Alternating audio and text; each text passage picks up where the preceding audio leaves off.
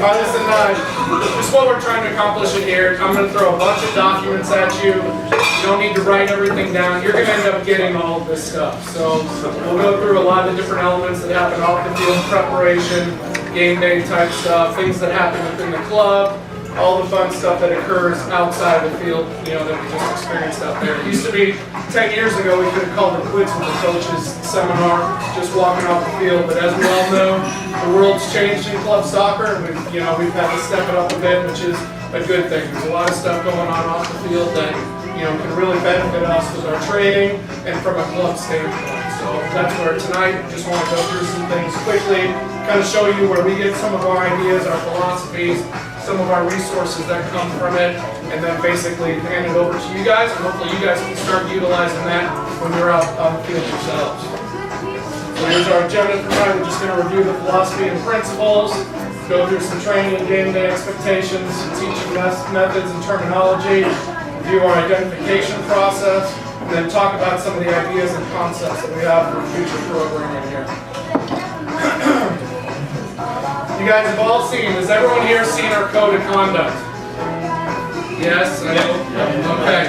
This is one of the things that's going to be sent out to you. We're going to ask that you basically check the box or return the email back to us, ensuring that you've read through it and seen all the stuff.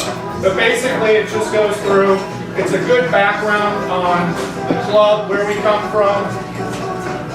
And as you can see, we built in, from the very beginning, our mission statement into the whole description at the beginning, where this is all communal stuff, where it counts for players, parents, and coaches.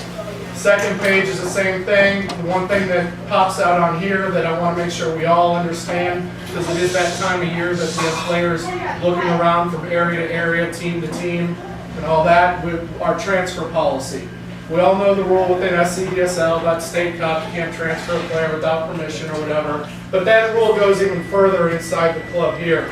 It's important that you follow this, that kids understand it, more importantly, parents understand it. I can't tell you the amount of times someone tries to transfer out of the club, we go, by the rules, I find out if they should be transferred or not. If we say no, next email, it's almost on a time clock, from their lawyer or someone claiming to be a lawyer or someone that's watched Law and Order on TV.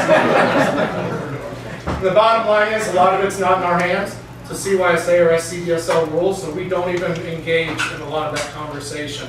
But from within the club, that's where we do have to make sure we deal with it. And so if you end up, just to say, if a player shows up to your practice and they're from another PATS team, protocol should give them the chance to hurry up and let their coach or director know that they're out there looking around, why they're looking around. You guys follow up with either a message to your director to reach out to the other director and coach, or if you're comfortable doing it, you can reach out to that other coach or director and let them know what's going on, just so everybody's on the up and up with what's happening. And then after that, we need to reset ourselves and try to make what's in the best interest of the player and the team and the club. I know sometimes we can feel hurt if a kid goes and looks somewhere else, but I was just talking to one of the area guys, I think it was last night, where some of the second team players went out, played with one of the other areas. First team had some good opportunities there, and as the president of that area, he was man enough to say, it was probably the right thing for these kids. They're getting a good opportunity. We wish them the best, and we want to be behind them, and we'll do a better job ourselves of making sure that we're providing a good environment here. And that's a case where we're working together. It doesn't necessarily help us. We make sure it protects your budget. We never let your budgets get broken by anything like that. So there's a lot of thought and concern that goes behind it. But we also want to make sure if it makes the right sense, if a player is going to get a better opportunity or more of an opportunity, that we allow them to go. And hopefully that's what now brings 5 others in. It's just like when Teddy calls someone into the academy, he may call in a player, and a team might lose their best player if they get signed full time. Well, hopefully that one kid getting promoted in the academy gives 5 other kids hope. And then those 5 other kids now, whether it's bumping up and getting a chance in the academy or just a chance to make that roster. This is all, filtering down process that we have to make sure that we're, explaining it, marketing it, selling it the right ways. Because, like I said, for every one opportunity up above should spread into 4 to 5 opportunities down below if we use the right, terminology, the right way of explaining it, and use the best communication possible. So that's our transfer policy. As we go in, this is your guys' specific, the coach's code of conduct goes through our relationship with the players, the parents and spectators, grievance policies. It's important that you go through that the correct way.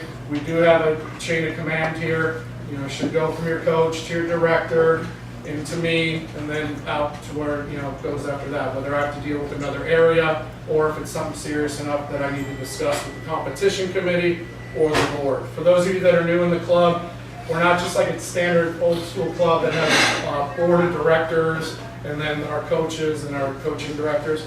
We have a competition committee. That's something that the Pats had from the very beginning that was different from other clubs, where we realized that boards have their purpose and they can really help out administratively. But we need soccer people to help make decisions also. That's where the competition committee came in. So soccer decisions are made with the competition committee, which is made up mostly of your directors and some other influential people in the club. And then our board of directors is made up of myself, Dave Barry, Lisa Brosnan, Terrence Chow, who's been with us for a long time, Brian Riggs, and then also Mike Gomelsek from out in Redlands. So these are all, you know, you got good people filling the proper roles. It's not, you know, I hear every day from other coaches or directors where a board member who spent very little time on a soccer field is stepping in and giving a coach or director advice or directives on what they need to do and how they need to operate the club. You guys can be rest assured, this is a soccer-driven club. We make soccer decisions with financial sense and administrative sense, as you can see. So that's a little bit of history behind how we got everything started. Gives you a little bit the overall performance and what's expected there. Some ideas with recruiting about, you know, there is a level of recruitment. I used to stand up here and tell you guys I don't like recruiting and we can do our best job and people will come to us and so forth, but it's not necessarily the reality nowadays. I understand that recruiting is a part of it. I just ask that you guys use tact and respect as you do it. You know, if you are recruiting a player and they say no, you don't need to call them 10 times over. There's a director I still don't like speaking to this day because he used to send flowers to the kids at school, just lame stuff, to where it's like, to me, that's crossing the line. None of us need to do that. You're in a big enough club, you're in a respectful enough club to where we don't do those types of things. People will be drawn to it. You do a good job. They'll come to you. Basically, you know, I know the way I've always handled it is I let people know that if they're ever interested, we're here, and eventually somewhere along the year they get upset, and then they remember who you are, and they will contact you, and that's when the real recruitment begins. You get them out to your practice, and soccer takes over from there. Team travel, we want to make sure you guys follow the rules with that. We need to make sure we're monitoring that from a club standpoint. We have a lot of teams in this club now, a lot of really cool opportunities for coaches and teams and areas to do traveling. But we want to make sure we're following the right protocol, you know, from a lot of different perspectives. It's going to help you guys because we can give you insight. We've had teams go to just about every tournament in the U.S. and now spreading around the world. The way that we operate the teams, we know how to operate them, anything from, you know, the way the academy travels or the elite program now, all the way down to your average, you know, your 10 or 11-year-old team that's traveling with parents, siblings, the whole 9 yards. We can at least give you some advice on how to do it or fix some of the problems or, you know, figure out what the best numbers are or anything like that. So please reach out to your director. We will need to know how you plan on traveling, whether it's with players in the rooms, if parents are involved, what you plan on, how, you know, having the parents' involvement to the level, you know, what it's at. I can tell you from the top teams in the club, there is no involvement. They're allowed to come, but they're there as, you know, they're on vacation. They're at a different hotel. They can come to the games, but we don't want much involvement with the kids and the players. I understand certain levels, you need those parents, you need the guidance, you need the support. I just ask that you be careful because the more they're involved on the road, the more they're involved on the road and everything that comes along with it. So let's make sure you discuss that with your directors as you guys make these plans. There's your signature line. Well, social media, definitely one that we're all over. You guys, most of you know my feelings about the chat sites and all that fun stuff out there that parents and coaches find themselves involved in throughout the day when they should be working. You know, this is something that we just take it really serious. When you're out there as an individual, you represent the club. And even though you think you're hiding behind some name or soccer lover, Loco 10, whatever it is, we got news for you. Someone knows who it is, they'll find out who you are, and then it ends up being either a bad mark or a positive mark on the whole club. I don't want to take that risk. I prefer you guys stay off of it and encourage your parents to stay off of it as well. For any of you guys, and I believe they have this on the website now, we've got our club information document. This is a great document for anybody that is looking to recruit players or find out basic information about the club. We've gone through, and it's basically the entire history of the categories from 1987 until now. You can go through, see all of our, whatever our philosophies, our draft picks to this point, kids that have played with the national team, our national champions, how we do our scouting system internally, all that fun stuff. Got the elite, all the way to training facilities, the whole 9 yards. Here's our leadership, our org chart, which I think they have that separately on the web also. But it's a great document. I mean, this is probably the most powerful one for everybody in this room as far as what you're providing for the kids.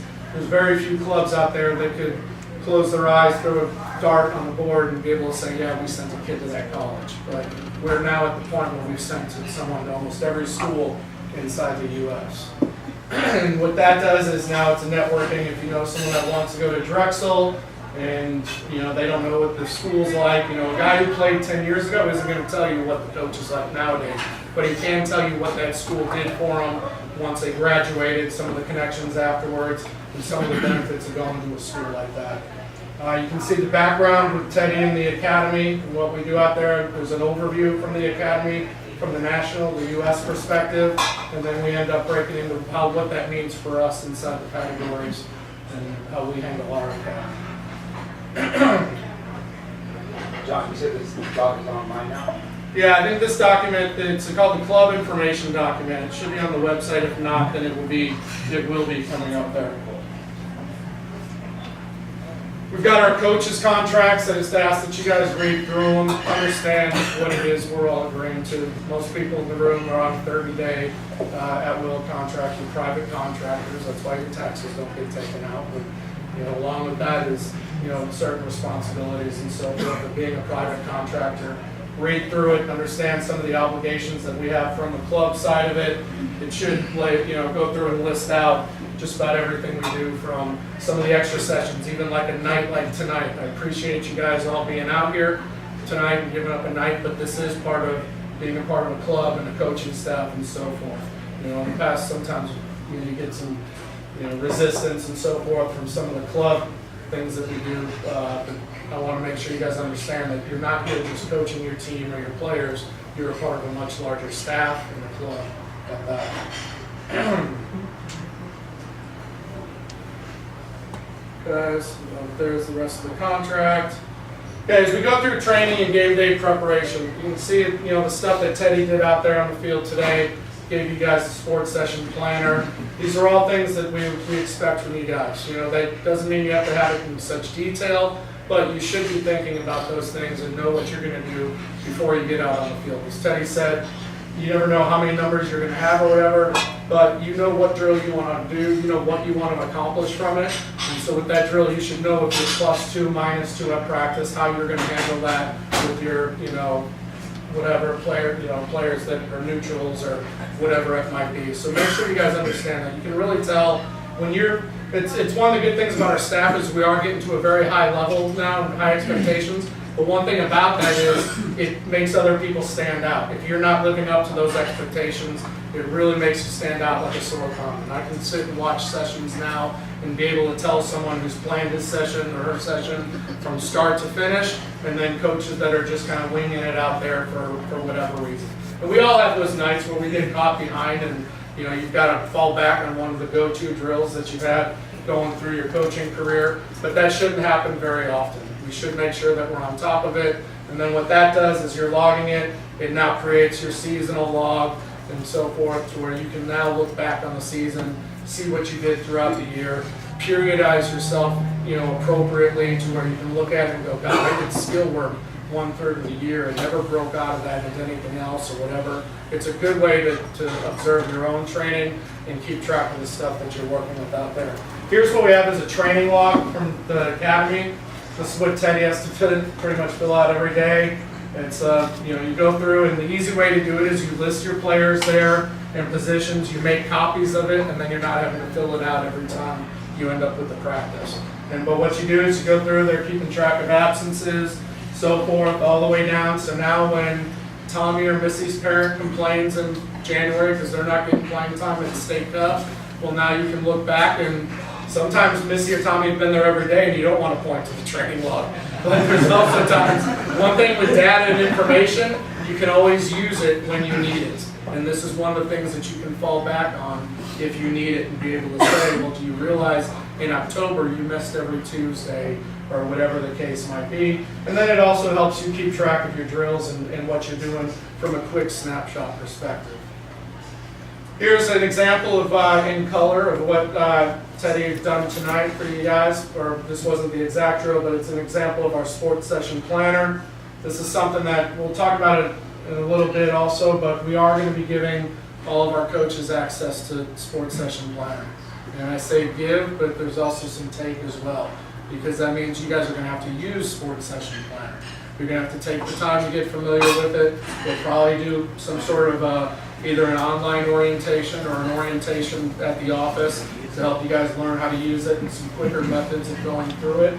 But I am going to be discussing with your directors how often we intend on having you guys use it. I can tell you it would be a minimum of once a month, and it could build up from there, depending on the level of team that you coach and the level of expectations from you as a coach. So get used to it, learn to familiarize yourselves with it. It's a great program. We plan on doing a lot of it, and you can really feed off of each other, because what it does is it allows you guys to look at drills that are created by other people. There might be a coach in the club, you really like the way that their teams play or the stamp that they put on their teams that are players. Well, this is a way to get into their minds, and it's an open book. You can see what they're doing. You saw the detail of what Teddy handed out to you guys today. That's pretty much, all the information that you can really put down, and it's always something you can go back and fine tune as well. So if you want to add comments to it, fine tune it to what you do, you clone the drill over, put down your comments, perspective of it, save it, and now it's there for you to use, catered to your team and what you got on it. Here's an example of a schematic. This is what needs to be turned in every game day for us.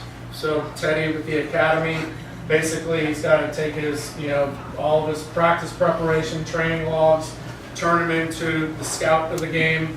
They can see what he worked on with the team throughout, the weeks getting ready for the game, and how it ends up showing with the way that they play on the weekend. It starts off with a schematic here, goes through, fills out the positions, makes any notes necessary.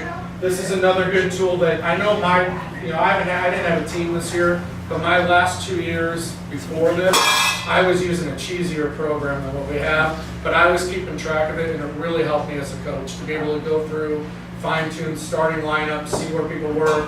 For those of you guys that remember, I had a U15 group of the 98s that had 30 or 40 kids in the player group, and I had promised starts to everyone to do it like we do at the academy. I would have never been able to keep track of that stuff if I didn't do it digitally. And all it was having them loaded up in a program where you've got their name pre-done on the dot. So before the game, I just slide them in. They, to have everything in there. I would easily take my iPad, go, guys, here's what we're starting with today. They could see the starting lineup. They knew what role they were supposed to play within that lineup, and it just made things that much more efficient, and then also more professional, because I was able to go back and see how many kids were, how many starts a kid had, what position they played, and so forth. This is an example of our substitution cards that we have to do. Taking it a little bit to excess, but what this does help you do is if you've got it on digitally where you can just plug it in through your phone, or when you get home on your computer, this is a good way to tell if the kids complain about what minute mark they come in at, whatever it might be. You can also keep track just like you do with your training log and everything, your schematic. This is a good way of just basic information, but it's pre-done for you. And I would suggest, sometimes for some of you guys, I remember what it was like playing a 25-minute half, and you don't want to go to the bench too early so you're not doing it at 10 minutes. You tell the kid to get warmed up and you're 12 and a half minutes in and the ball doesn't go out of bounds for 5 minutes. Next thing you know, the kid's getting 5 minutes of playing time, in the half. Well, it's a good chance to make notations and things like that so you can remember that when the parents have a conversation with you at some point in the near future. Here's our, mid-year evaluation performance review. This is something that we'll be doing with your areas. We're going to start coming out and watching practices, both from a team perspective and from an area perspective. As you can see, we're going to try to keep opening up the communication between whether it's the academy or the mothership and everybody else. We want to make sure that we're giving you guys the input and the criticism that it takes to improve your areas, and also the knowledge of what we're trying to accomplish here in Costa Mesa with our academy teams. But it's a good little piece, goes through and we can go through and pretty much identify every part of the program. We'll go through, fill out all this stuff. We'll speak to it with speak about it with your director, and then sometimes that information will come out to you. But if you see someone out at your field that's one from our academy staff or one of our coaching leadership throughout the club, there's a good chance this is what they're out there looking to do. And then you also know if your director is giving you smack that it's not just him or her pressing you guys. This is coming from the club level with the expectations that we have with our areas. As we go through teaching and terminology, you can see here, these are the different areas that we pull influence from. And the very center there is our U.S. soccer curriculum. That's the most in-depth, as you can see, as we go to that. And this falls also under the terminology side. You can use this to go through and see a lot of the terminology that you have. This is a very detailed document. It was at 123 pages as it goes through here. It doesn't read as 123. You can really get through it in a matter of an hour or two, but it is very good where you go through and can see everything that Claudio Reyna and Javier Perez set forth for the country about 5 years ago. I got to go to the presentation up at Nike for it and saw some of the detail that they put behind it. It's a really well thought out document. It's a good base for what we try to do. I will be the first one, as I said, even when we're up there. This is great as a whole, but everything for a kid maybe in Kentucky isn't the same for what we have here in Southern California. So you have to use your common sense and best judgment on how this applies to what we're doing inside the club and with your teams. And that's where all of these other influences come in. Where now you can see whether it's the influence from our academy, our AS Roma Academy affiliation, that you'll start getting a lot more information through them and some of the things and curriculums that they provide. We've got U.S. Soccer, the Developmental Academy, that they're sending stuff out all the time. We're going to keep uploading things like that on Pat's TV in the coaching areas and things like that. But it's a great tool that most other clubs don't have access to. I mean, Teddy speaks, it's probably weekly with national staff and so forth. And that's something other clubs can't just pick up the phone and call Chicago and get someone to pick up. So it is a special thing being inside the academy. I've said it since day one. Our goal is to not just have 3 academy teams, it's to have, in this case, 130 teams that are treated like an academy. So I know you guys don't have the same skill level or level of players and dedication, all that stuff from your players, but it's up to us to provide that environment for everybody. We can provide the professional environment, and no matter what the level is that we're working with. We've got our code of conduct that you can fall back on for a lot of that stuff. Your SCDSL rules. There's our sports session planner that you'll have access to a lot of the drills that Ted will be throwing out to you guys and our academy staff, and you guys eventually be throwing out to each other as we continue to build this library of drills and training sessions. And then down in the lower corner, you've got where your areas have their input. This here, Matt did the manual for the Mission Viejo area. We can do it with the other areas where now it kind of caters to what it means inside your area. Some of the details behind the difference in whether you're at Vanguard or Don Juan or the Great Park or wherever. There's some stuff that they need to make sure are expressed in the rules and regulations. And so that's where now that will fall in. So you basically, between all of these resources, this is more than enough resources for anybody. I mean, this tells you everything you need to fall back on. A lot of stuff that you already know, But it's always good, if you're in doubt, if you have a question, to fall back on any of these areas. And once again, all of this stuff will be given out to you guys within a matter of months, and I'll tell you how that's going to happen in a little bit. Here's just a sheet that I pulled off of the U.S. Soccer curriculum. And what this was, is this is more of a snapshot on the terminology. This is a good area to go through, see all the different things, and really educate yourself on what the correct terminology is. There's times where we have debates over certain words or phrases and the meanings behind them, and we need to really get away from that and just have something to fall back on. And what we do is we're falling back on the U.S. Soccer curriculum, their terminology, and then anything that's not in there, the way that it defers back to your areas or the academy or the way that they've expressed it.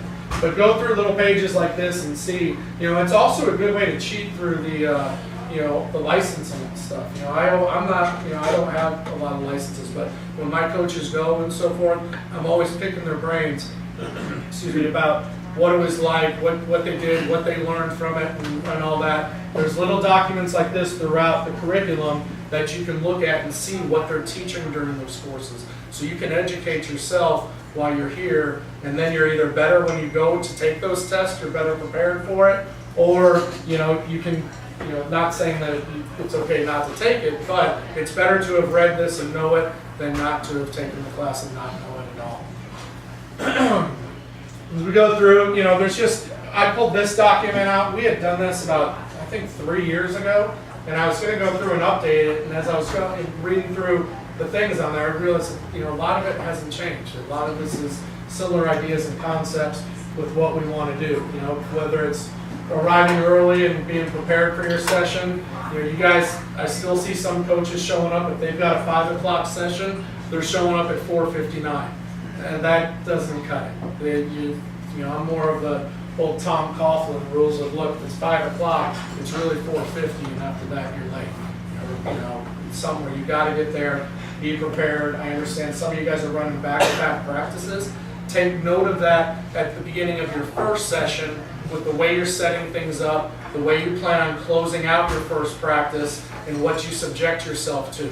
Some of you guys go back-to-back practices, but somehow you wander over to the sideline. That's the last place I would go. Because now a kid is going to catch your ear, and it's 15 minutes into your next session that you're actually out there with your team and getting them going. You don't have time for interaction. You don't have time to talk to the coaches. You don't have time to talk to your director. You got three and a half hours of pure work that you got to get done, and you got to check in with people after that. And others have to recognize that as well. When you come up to a session, don't just walk out and stand next to the coach. You're killing them. All right, you're hurting the drills. You're hurting his impact. With the kind of presence that they have on their session. Let them coach, and hopefully they show you that same respect. I don't like to see our coaches grouped up in numbers, whether it's just in a regular drill or one of my largest pet peeves. We decide to do a scrimmage, and I got 2 coaches standing there talking to each other while a game's going on.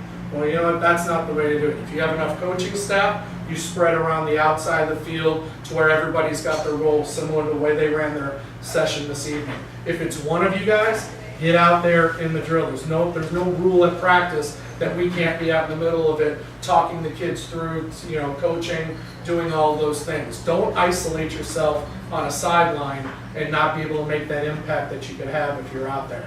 Once again, if you have enough staff members, you don't need to be in the middle of the field. You can spread out accordingly around the field and have the same impact. Just don't stand next to each other, because all it does, it's like 2 magnets. It just locks into each other, and everyone else suffers because of it. When you go through, say, think of the progression as you go through your practices with the numbers and the intensity as it builds up. You've got, when you go through your skill sets, like I talked about tonight with the 14s, their repetition of their drills is what helped get them to where they're at and what you saw this evening. It's the same thing with skills. We all have, our basics that we fall back on with our skills. We used to always say, and the guys have been around me a lot, it was always the same thing, but just repackaged. And a kid could go through 3 months of training and not realize we worked on the same exact skill sets all the way throughout, but we had done it 20 different times. So it's new to them, they're into it. It's a little bit of a different test for them as they try to perform that skill.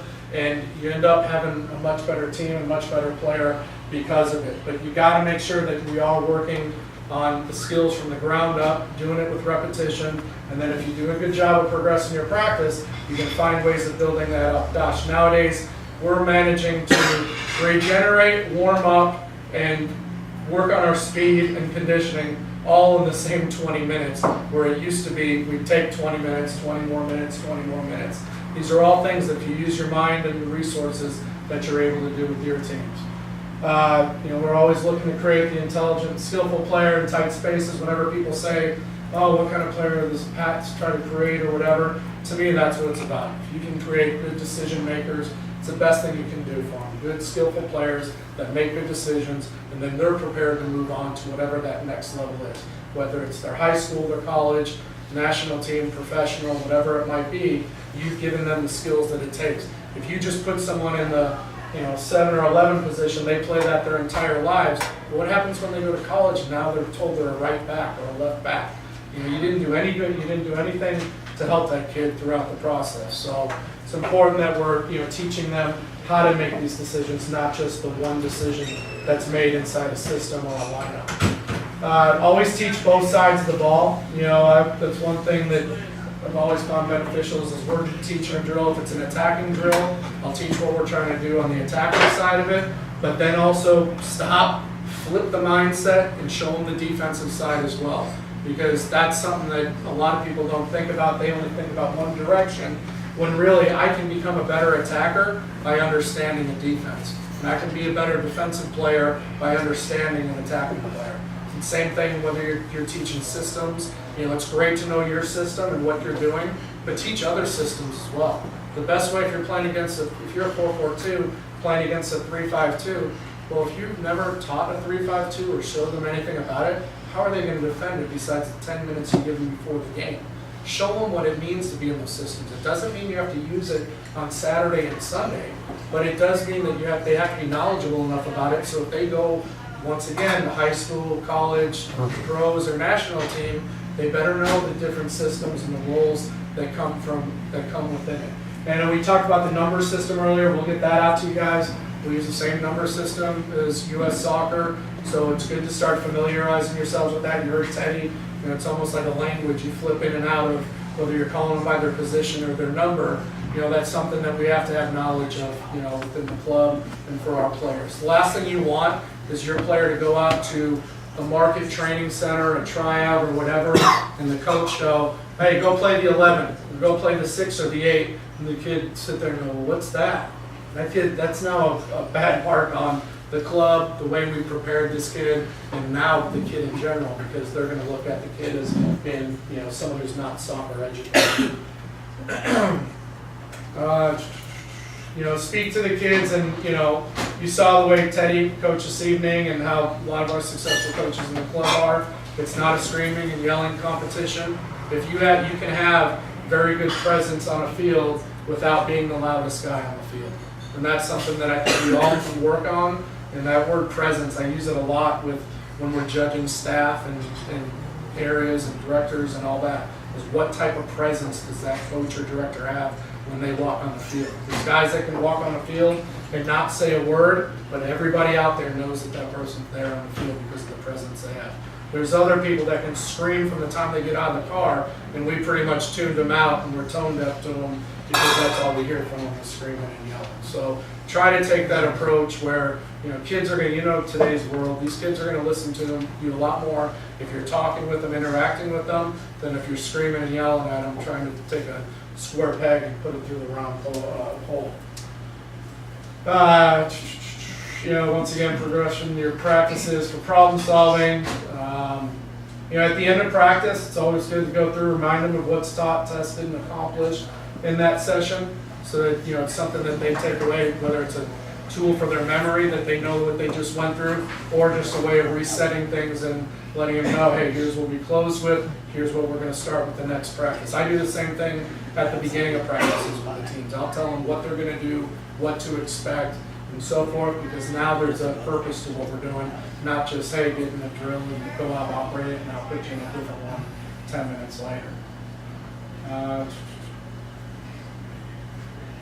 Training techniques and strategies. very, watching Teddy's session, we did not talk about the sessions that he was going to do tonight, but it was very ironic, the ones that he chose, because it falls under this and staying updated with the current techniques and strategies. Two of the sessions, two of the drills that I saw him do tonight are drills that a lot of us have done for a long time. Well, we did, those of you that have been with me for a long time, the old national team Y that we took from Bradenton years ago, where it was the Y and they're doing their skills, rotating. Well, tonight, his hourglass was basically a double Y with an added 1 or 2 stations onto it. That shows you where 5 years ago we were operating at 50%. Now you watch how these things are doubled up in the hourglass that he did, and now it's even quicker, more touches, more expectations, more responsibilities for the players. That's once again an example of how it's different now than before. The positional possession. We've all, most of us work. The reason you're in the club and with us is a lot of us we enjoy the same style of soccer, possession-orientated soccer, and I think a lot of us have lived with possession as a staple in our drills for 20 years. Well, now, the last couple of years, positional possession has gotten huge. And you see the way that it operates. You saw the way that these kids played with it tonight. You can do that within your drills. And once again, you're working on the possession, but yet now you're getting the tactics out of it also. You saw them swinging it around the back, looking to build up through the middle of it, finding the other side. And then that can simply then flip into a full-blown transition drill after that. But years ago, we used to do possession for 10 minutes, go into transition for 10 minutes. Well, now, because of new techniques, new stuff that's out there, here's a way of, once again, doing it all in one shot. So continue to keep up on all this stuff. We're going to keep providing it to you, whether it's the sessions on the field. We've got some good stuff happening with the Roma contacts where, even a lot of the fitness and speed stuff. Ed Lippy, who's works with the Boston Celtics, is putting together some programs for us right now, and we're going to put those up on Pat's TV and make them accessible to you guys, to where now you can see really what the best are doing out there. Roma's, their 19s are in the semis of the UEFA Champions League right now. They're at the top of the Primavera. This is a very good club for us to learn from and take advantage of their resources and the dollars that are behind those resources. They spend millions of dollars on their youth system and progress, on their software and so forth, and they're about to enroll it to all of us. So hopefully we'll be able to do that, keep an open mind to it, and hopefully we all become better if we're using tools like that. Last thing, keeping the log of the objectives and drills and the levels that you achieve through those drills. And the last thing is important, the levels that you achieve through the drills. It's one thing to do the drill, but always remember where you left off at. So then you can, it's just like anything, go back, first 5 minutes, and the next time you do it, review what you had gone through, and then throw that next challenge out. The best teams I've ever worked with and been around the most, if someone new came up and saw practice, they would wonder what the hell was going on, because in a possession drill, they're calling, it's out here, it's a hustle rule over there, hit off your left leg, so that means this, or off in this direction, that means that. It's because they've done it, and we've continuously added something new on top of it, and what it does is it creates a high-level drill to where they've got to think about a million different things, but also keeps them engaged, because now they're not bored with what you're trying to do with them out there. So once again, always, it gets back to testing the players and yourselves with the sessions that you're putting out there. Our player ID program. We've had, everyone, most of you know about the elite program that we've had that Neil's headed up for us and done a great job getting off the ground for us. Now we're looking to really expand on it. We took the first year of getting people to understand what we're doing with it, what we're trying to accomplish, and then ourselves to understand what we want to do with it as well.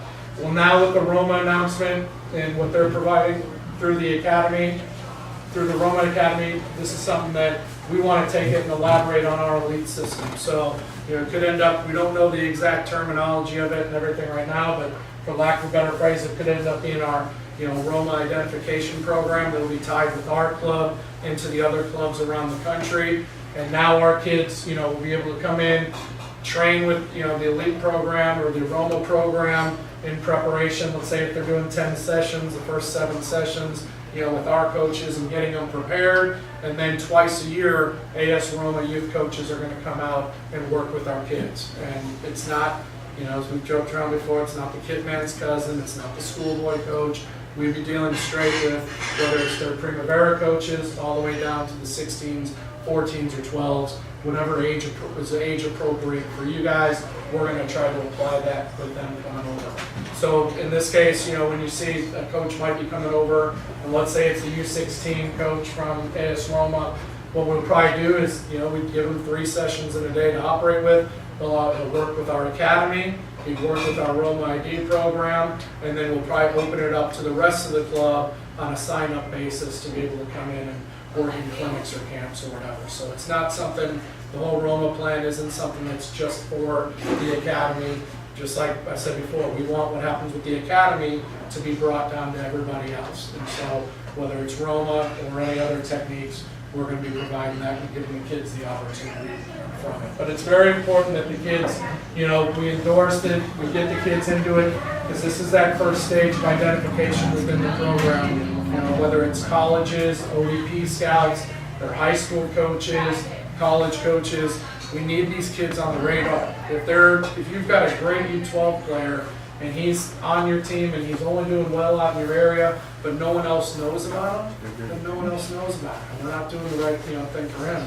We've got to make sure we're continuing to promote him as much as possible. It's not a financial thing. Yes, we do charge to be inside the program, but we've never turned kids away because of money. If there's an issue with a good player out there, contact your director, contact Neil, Teddy, or myself, and we'll find a way of working everything out.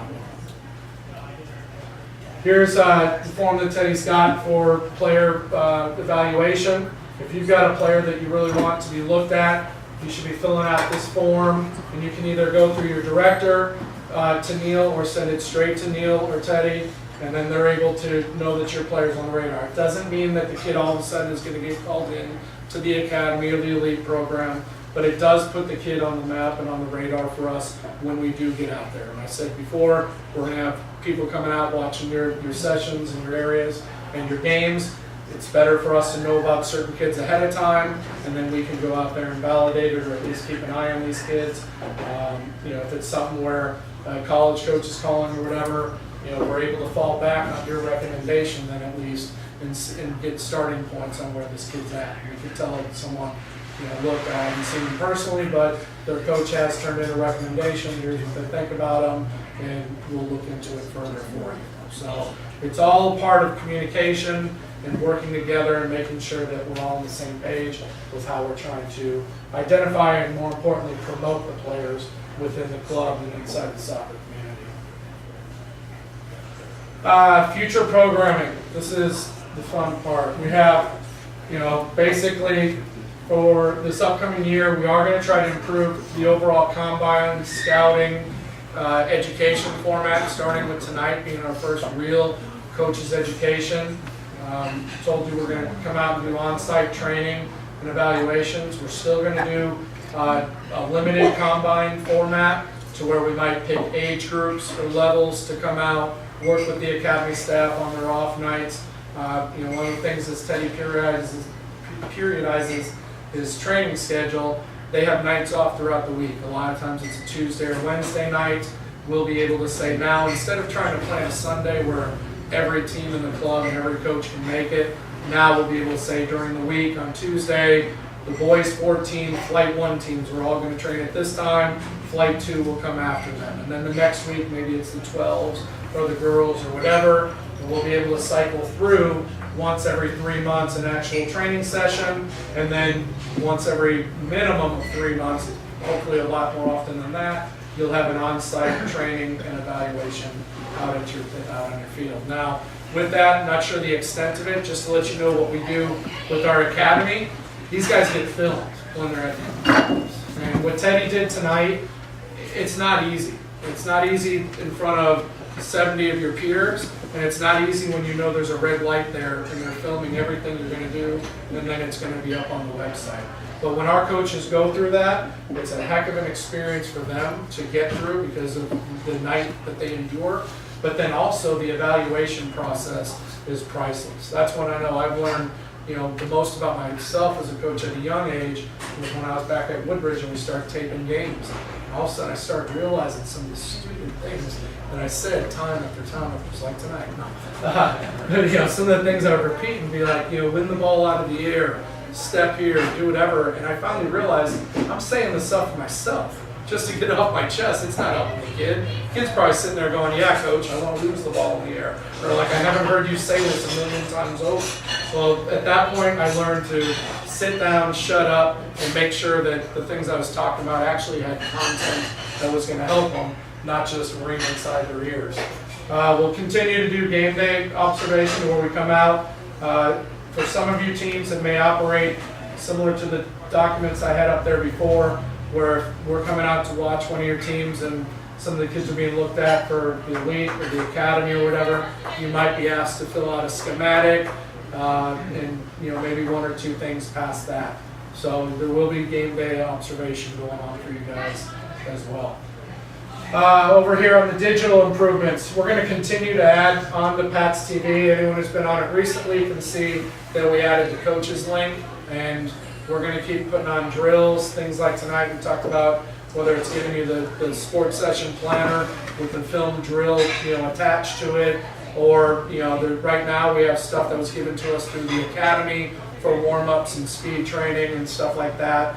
It'd be a constant place for you guys to go and check and hopefully get updated information. We'll be doing things with your areas to give you guys some area influence also with that. Maybe it's the Irvine program's the highlight of a month, and then the next month's Redlands or Riverside or wherever we want to make the highlight be. You're going to have access to sessionplanner.com, so that sheet that you saw tonight, the document that I had up there before.